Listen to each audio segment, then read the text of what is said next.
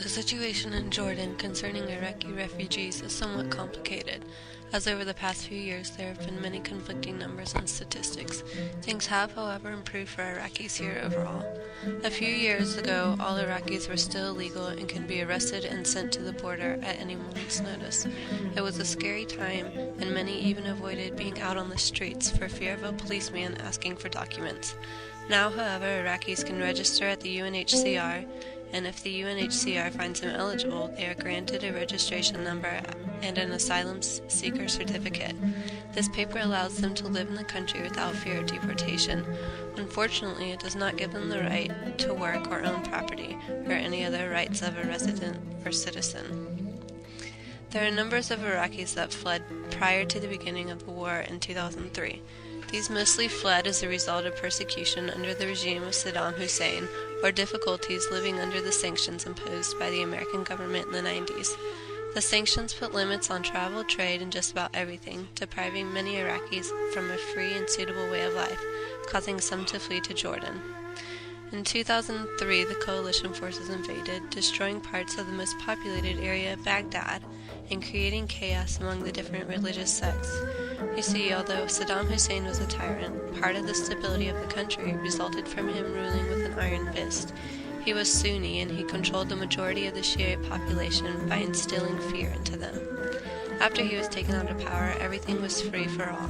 The long-suppressed Shiites rose against the Sunnis. Different groups that had been active for a long time gained leverage due to the lack of security and control in the government. Supporters of Saddam became targets, and it became every group against one another, resulting in unending violence in the form of bombs and personal threats. There are currently about 500,000 refugees in Jordan, according to the UNHCR. Although the poverty in Jordan does not compare to other parts of the world, the situation for refugees here is extremely difficult. I think the psychologically more than the physically. The obvious factors are that Iraqis cannot work legally, which results in poverty and exploitation. Many Iraqis do work, but they are not paid a fair wage, or are they forced to work long hours. Many Iraqis are eligible for aid from the UNHCR and other NGOs. Based on a number of factors, including household income and family size, they may receive a monthly salary, usually a little over $100 from the UNHCR, medical care from Caritas, and emergency aid from CARE. In my opinion, the psychological conditions are more significant. Many Iraqis come from decent jobs. They are not all rural farmers, so living a life at the bottom where work is menial and often humiliating is difficult. People once used to supporting their families can barely do so, and all the while they feel like outsiders, never knowing if they will be able to live a normal life. On top of that, they're constantly stressed about their cases at the UNHCR and if they will be resettled.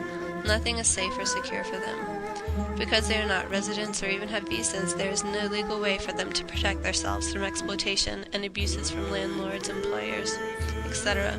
Just think of all the ways you could be taken advantage of or not treated fairly if you had no real documents, no license or social security number. The background of Iraqis is important to consider. They lived under a regime of control and paranoia. Their every move was watched, and there is no freedom of speech, opinion, or political view. The only thing that mattered was allegiance to Saddam. As a result, they only know this way of life. As they wait and hope to be resettled, they are often fearful and paranoid. It takes a lot to get them to trust you, and sometimes it's hard for them to be honest, because they are only trying to protect themselves the only way they have ever known. Most Iraqis, as long as they do not have citizenship or residency in any other country besides Iraq, will get an asylum seeker certificate. Then they must go through a series of interviews before they are deemed refugees. A refugee is someone who has been persecuted due to his or her religion, ethnicity, or nationality. A refugee is not someone that fled due to a natural disaster. The person must also prove that he is not able to return to his or her country of origin. After the person is recognized as an official refugee, he is evaluated for resettlement. After resettlement is deemed necessary by the UNHCR, the case is passed on to the IOM to assign the refugee to a country to apply for. The refugee applies to the country for resettlement through the IOM. The final decision for resettlement is made by the government of a specific country. This process can take between months and years, depending on the urgency of their case. Remaining in Jordan is a short-term but not a long-term solution. Remaining in Jordan almost guarantees a life of poverty and instability. However, returning to Iraq is no more stable as the violence there continues. Many see that their only option is resettlement. However, they may be refused for resettlement at any one of the steps of the process. The process is extremely thorough in order to prevent those that are not deserving to take the places of those that are. Many lies must be uncovered and false documents recognized. Because the situations of the Iraqis are often extremely complicated regarding military service or threats from insurgent groups, sometimes the interviews are not adequate for everything to be explained or understood. So although the process is thorough, it is not perfect.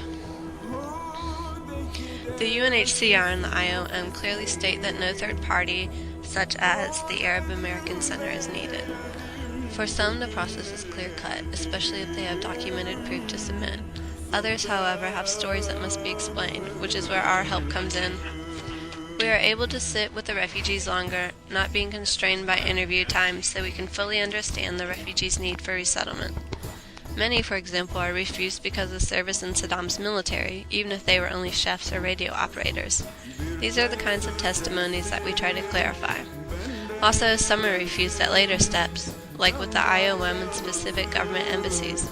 These cases can submit appeals, which we help the refugee with, since they are only usually submitted in English. I came originally to volunteer in a women and girls program for Iraqis, providing them with practical skills in English, basket weaving, etc. I was already interested in the situation of Palestinian refugees, but then the Iraqi situation became extremely relevant. After returning to the States, I worked with refugees in Atlanta at World Relief, and I decided to go abroad to study Arabic, a major language of many of my clients. After living here and having so much contact with Iraqis, I found this job opportunity to work with refugees and use my knowledge of the language in the local office. It's very helpful to understand the mindset from which Iraqis come. Understanding the lives they lived under Saddam Hussein is extremely important. It dictates many of their fears and behaviors. It is also significant to understand that all refugees are not the same. The struggles and frustrations of Iraqis are completely different from those of Burundi or Somali refugees. I would recommend to start with actual people, not books. Start to volunteer before you study. The work is too hard if you only care about the issues and not the actual people.